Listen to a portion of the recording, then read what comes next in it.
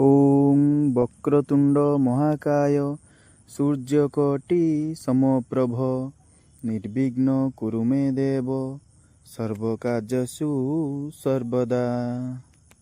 जय जगन्नाथ। आज मु आपण मानंकु कहिबी 27 अगस्त श्री गणेश पूजा गणेश चतुर्थी रे कौन कौन सबू करिले श्री गणेशଙ୍କର कृपा मिली थाए। चलतु आमे जानिबा।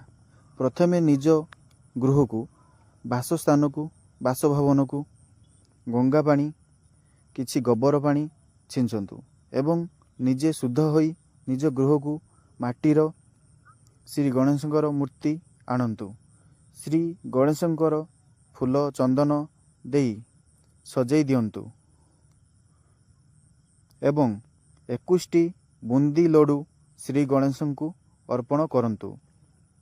7टी दुब श्री गणेश को उपरे चढ़ातु एवं श्री गणेश पाखरे ओं गं गणपतये नमः यही मंत्र को 108 थर जप करंतु।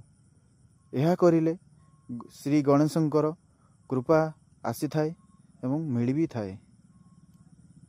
यह कले शुभ फल मिली थाए।